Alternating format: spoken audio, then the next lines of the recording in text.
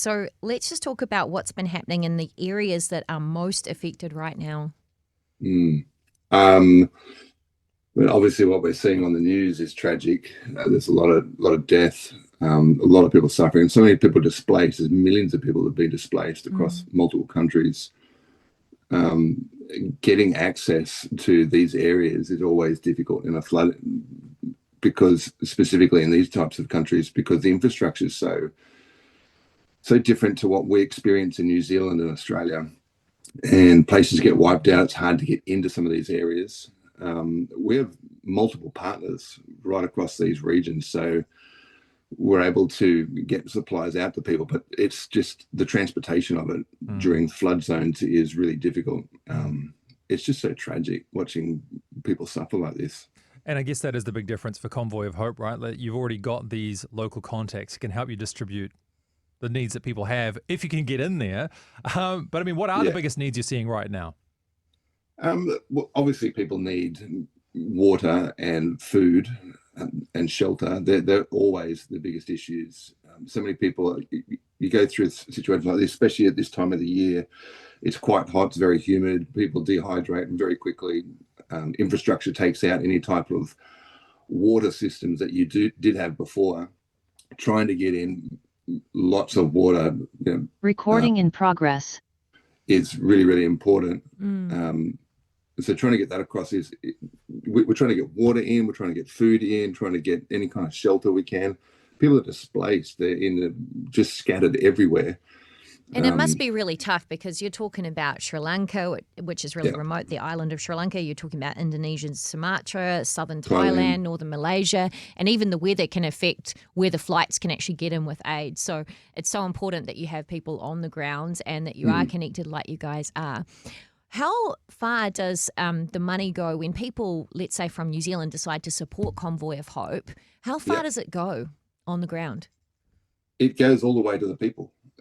So because of the way we do international programming already. So we already have an infrastructure of daily feeding and working with people right across these regions. We have an office in the Philippines already. We have a warehouse there. So we have lots of food products that go for what we already do day to day. So being able to redirect that in a disaster is a great advantage for us.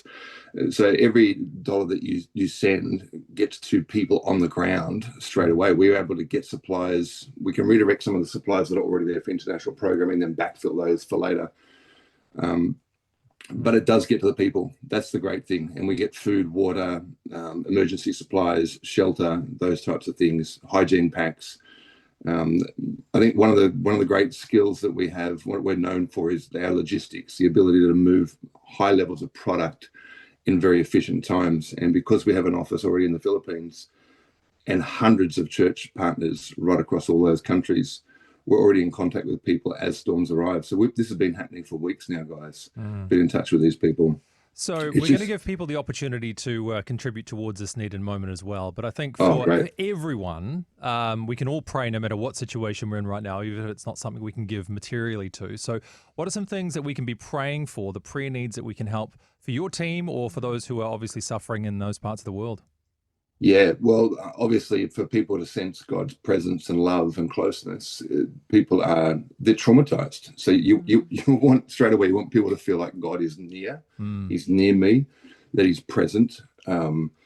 Pray for those that are suffering. There's people that are waiting to try and find food and water. You've got to try and locate those people. So pray for just God's wisdom and knowledge for people, for those that are rescuing and those that are trying to find and discover where people actually are. Logistically, for us to be able to get to some of these remote places that are very hard to access.